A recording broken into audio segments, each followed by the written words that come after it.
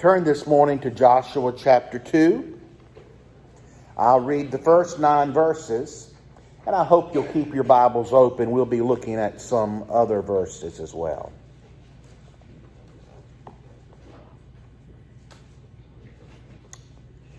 Then Joshua, son of Nun, sent 2 men secretly from Shittim as spies, saying, "Go view the land, especially Jericho." So they went. And they entered the house of a prostitute whose name was Rahab. They spent the night there. The king of Jericho was told, "Some Israelites have come here tonight to search out the land." Then the king of Jericho sent orders to Rahab, "Bring out the men who have come to you, who have entered your house, for they have come only to search out the whole land." But the woman took the 2 men and hid them. And then she said, "True, 2 men came to me, but I do not know where they came from. And when it was time to close the gate at dark, the men went out. Where the men went, I do not know. Pursue them quickly, and you can overtake them." She had, however, brought them up to the roof and hidden them under the stalks of flax that she had laid out on the roof. So the men pursued them on their way to the Jordan as far as the fords.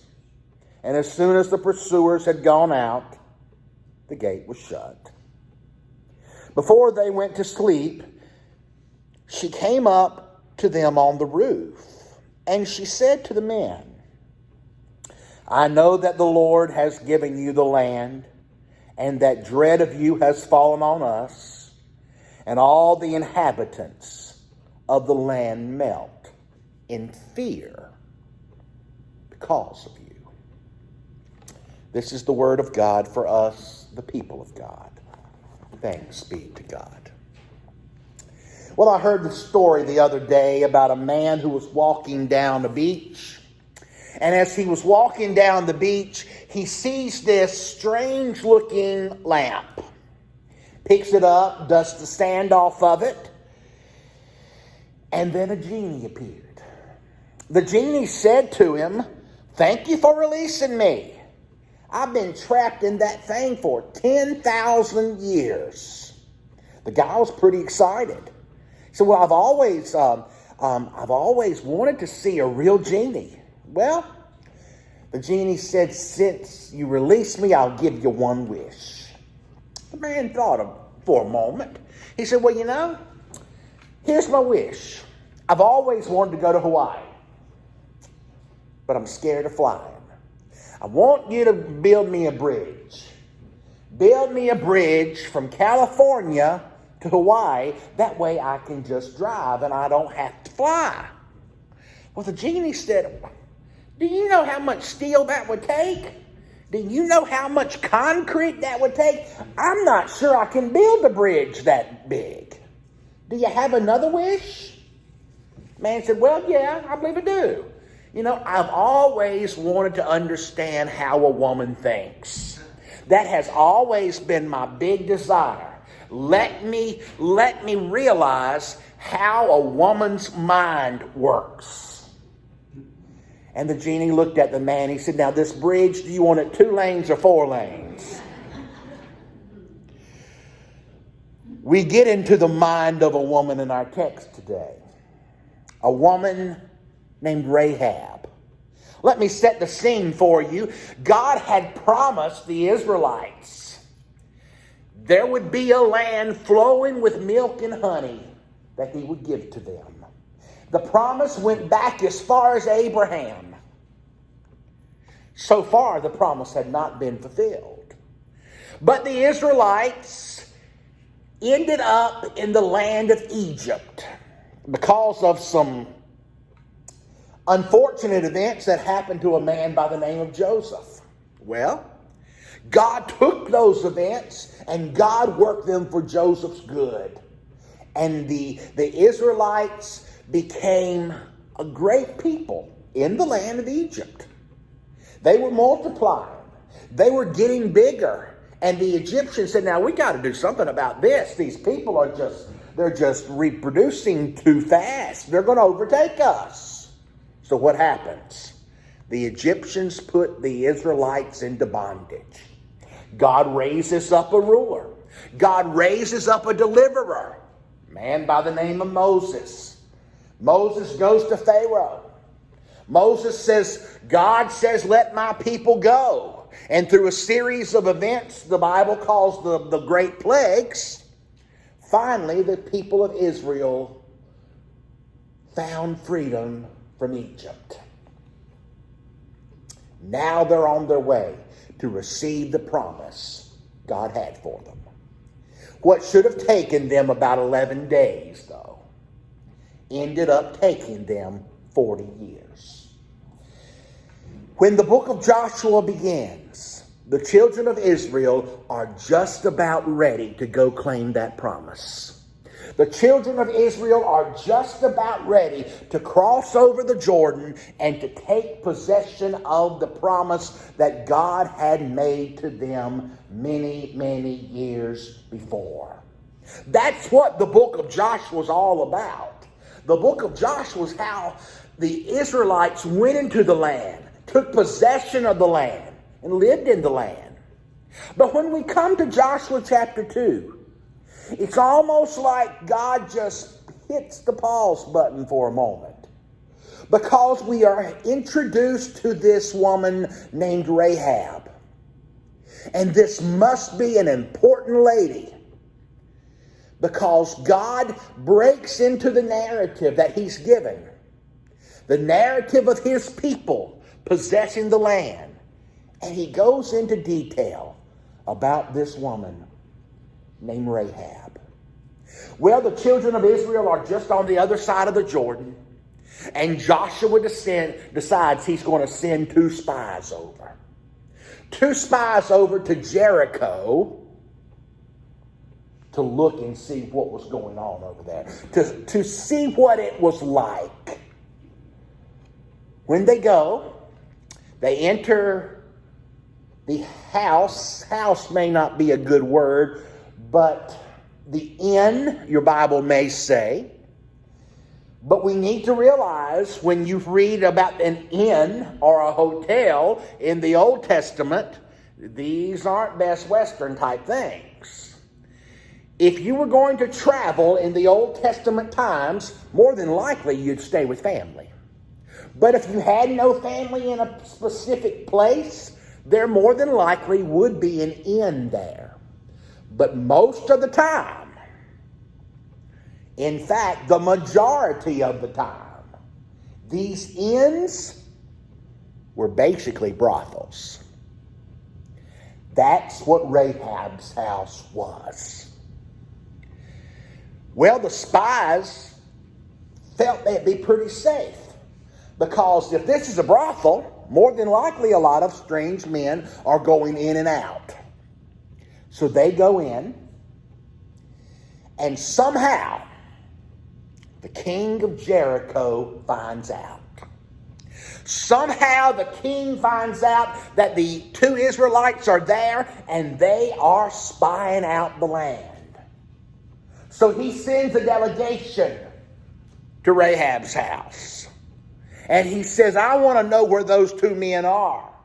They're Israelites. The whole reason they're here is to spy out this land.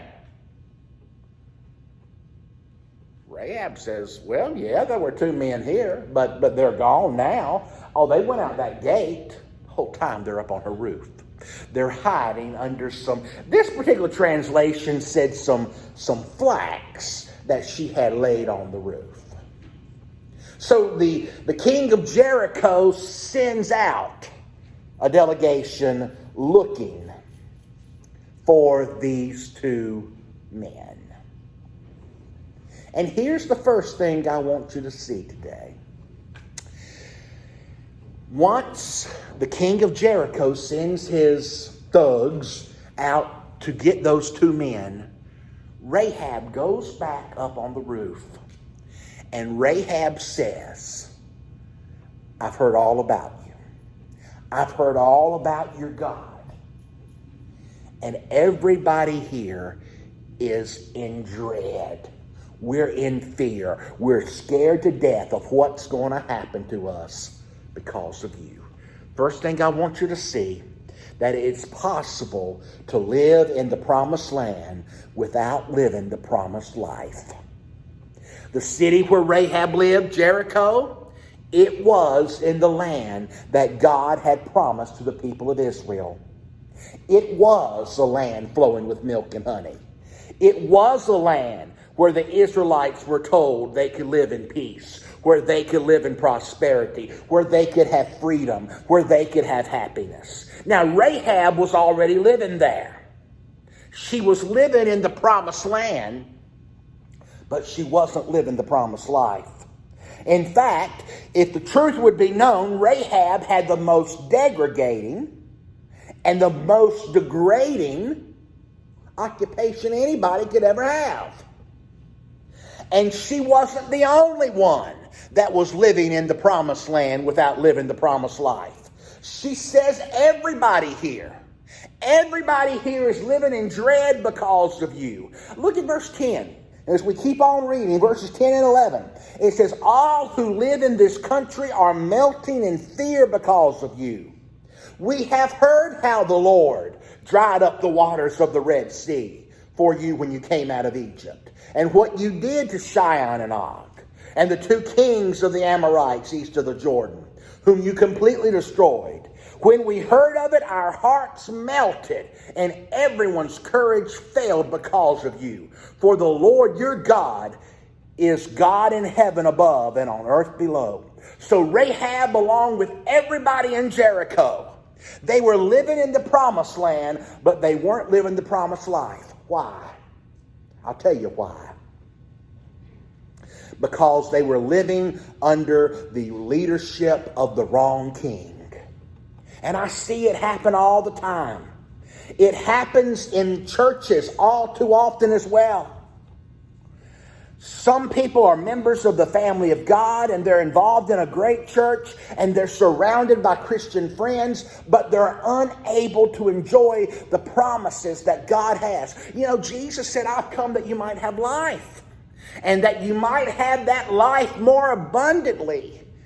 But I wonder how many of us really, if we were to be honest, how many of us are really living that abundant life that Jesus wants? Rahab sure wasn't. The people of Jericho sure weren't. And a lot of us aren't because we're living under the influence of the wrong kind of leader. And a lot of people, when they get in that situation, they think, well, I just need a change of scenery. I need a new church.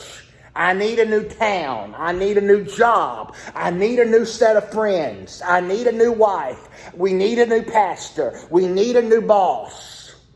Because there's just something wrong with the surroundings we have. But you know what? It's not your surroundings. It's you. Rahab didn't need a new city. She needed a new kingdom to be established right where she was. And the same is true with you. You need a new government in your life. You need a new source of leadership, a new kingdom. If you want to start living the promised life, start right now where you are. By surrendering your life and surrendering your circumstance and surrendering everything you have to Jesus Christ. I'm talking to the Christians here today. Too many of us are living in the promised land, but we're not living the promised life because we haven't fully submitted to the lordship of Jesus Christ. And we're in the same situation that Rahab was in. She was living in the land that God had promised these folks. This land where there would be peace. This land where there would be milk and honey flowing. That everything would be good for the Israelites, God had promised. Rahab was already there, but she wasn't experiencing it because she had the wrong king. But now she was about to change that. Here's the second thing I want you to see. It's possible. It is possible to undo a life of sin with a single act of faith. Keep reading, verse 12. Rahab still talking to the two men. Now then, please swear to me by the Lord that you will show kindness to my family, because I've shown kindness to you. Give me a sure sign that you'll spare the lives of my father and mother, my brothers and sisters, and all who belong to them, and that you will save us from death. Our lives for your lives, the men assured her. If you don't tell what we are doing, we will treat you kindly and faithfully when the Lord gives us the land. So she let them down by a rope through the window, for the house that she lived in was part of the city wall. And now she said to them, go to the hills so the pursuers will not find you. Hide yourselves there for 3 days until they return, and then go on your way. So here's Rahab. Rahab was a prostitute. She had lived a life of sin, and then she heard stories. She heard stories about the miracle that the God of the Hebrews could do. She heard how he had delivered them from Egypt. She heard how the armies of Pharaoh had been drowned. She heard how the Lord had directed them and had protected them and had provided for them all through this course of this generation. And something inside her said, I need this kind of leadership in my life. Something inside her said, this God is different from any God I've ever heard of before. Something inside her said, I need a relationship with someone like this. So she takes a step of faith.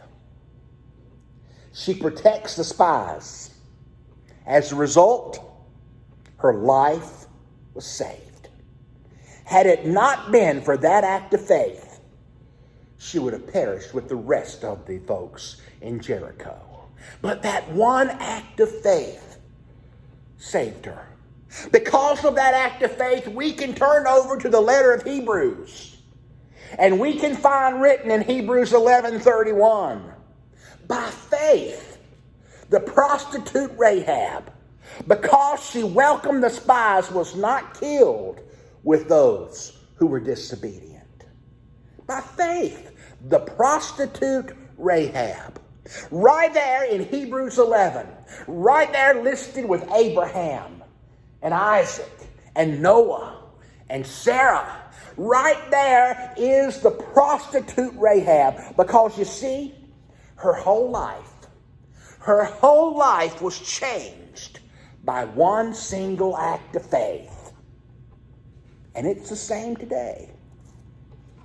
Many of us have lived a life of sin, a life without God. And many of us have experienced a change because of one single act of faith. One step in the right direction. One step in God's direction is all it takes. And all the pain and all the guilt and all the shame and all the bad stuff of yesterday can disappear under the transforming power of the grace of God. Now, what does it mean to make an act of faith? Well, it's more than just some intellectual thinking. It's more than just, people say, believing. But too many times in our day, in our time, the word believe is not the same word that the Bible uses for believe. In the Bible, the word believe is always a verb. In other words, it always requires action. Too many times we say, well, I believe. And what we mean is, yeah, I intellectually can see that. But in the Bible, believe means I am going to act upon this. In fact, James would tell us that if we say we have faith, in other words, if we say we believe, yet we have no action in our life, if we have no works, James says, to back up that belief, then our belief is dead. Faith always, believing always requires a risk. We see that in the story of Rahab. Rahab put her life on the line for these spies who visited Jericho that night. And because of that, she was saved. Your faith will involve a risk too. Your believing will involve a risk too. You may have to risk being lonely. You may have to risk being laughed at, or being poor, or being unpopular, or a number of any things, because faith always involves risk. And faith and believing always requires choosing sides. Rahab could not say, well, yeah, I believe in this God of the Hebrews, but I live in Jericho and I've got to be loyal to this other king too. It was time for her to decide. Was she going to follow the God of the Israelites, or was she going to stay like she was? There was no 1 foot here and 1 foot there. She had to choose sides. When the king's men arrived at Rahab's door and said, where are these men? She had to make a choice. You know, believing always requires you to choose one side or the other. And it always requires trust too. When Rahab saved the life of these spies, she had to go on the word of the spies that she would be saved too. She had to take it by faith. She had to trust. And so do we. And so do we. Too many people are waiting for God to prove himself. If I could only see proof. But the Bible tells us that we walk by faith, not by sight. I hear people say all the time, if God would just write it in the sky, I would believe. That's not faith. That's not faith at all. That's seeing. In fact, well, we have a saying nowadays. Seeing is believing. If you want to go to Missouri, I don't think they've got a lot of faith, because they pride themselves on being the, who knows, the show me state. Show me. Well, it always requires trust. Faith also, though, makes you identify yourself. Verse 17, as we keep on reading. The men said to her, the oath you make to us will be this. When we enter the land, you have tied this scarlet cord in the window that you've let us down with. And unless you have brought your father and your mother and your brothers and everybody into your house, you will not be saved. That scarlet thread, that scarlet ribbon, was Rahab's way of saying, I'm a Hebrew now. I'm one of you now. And it didn't matter what Rahab had done, where Rahab had been. In fact, if you read the account, they all know what she is. That's why they chose her house, because they thought they could get in and get out without being noticed. They knew what she was. They didn't care. They didn't care what her past was like, because they weren't concerned about her past. They were concerned about the future. Too many people are letting their past keep them from having any type of a future. God's not concerned about your past either. God's not concerned about what you've done, what you've said, where you've been. God's concerned about what you're doing now and what you're going to do in the future. I want you to see one more thing, though. Verse 21 says, so she sent them away, and they departed. And she tied the scarlet cord in her window. Now, she's mentioned a few chapters later in Joshua chapter 6. Joshua 6:25 says, "But Joshua spared Rahab the prostitute with her family and all who belonged to her, because she hid the men Joshua sent as spies to Jericho. And she lives among the Israelites to this day." Saving the life of the Hebrew spies dramatically changed her life. But not only that, it changed the world. It changed the world. You say, how? I'll tell you how. Rahab would later have a son.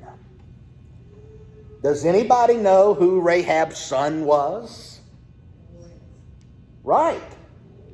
Rahab's son was a man by the name of Boaz. Boaz married a woman by the name of Ruth. That's right. Boaz and Ruth had a son named, am I going too far for you now? Obed. Obed had a son named,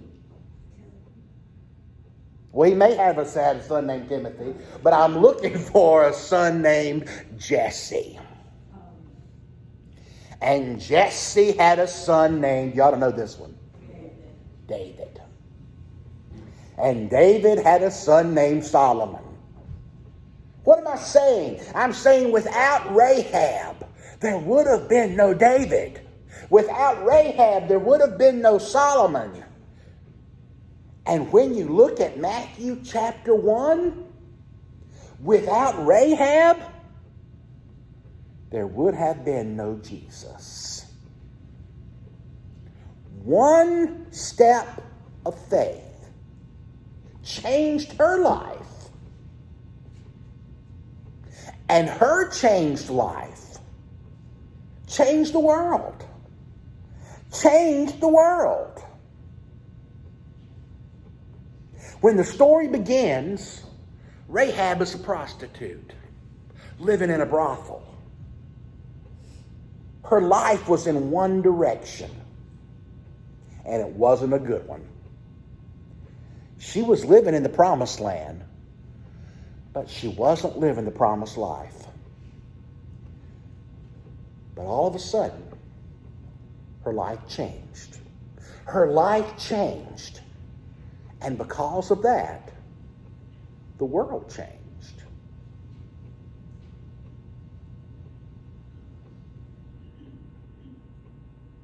Same thing can happen to you. Same thing can happen to me. Let's look out there. The world sure does need changing, doesn't it? Start with one step of faith by us. It'll start by us changing our lives. Then we can go change the world. That's how it happened with Rahab. That's how it'll happen with us too. Amen.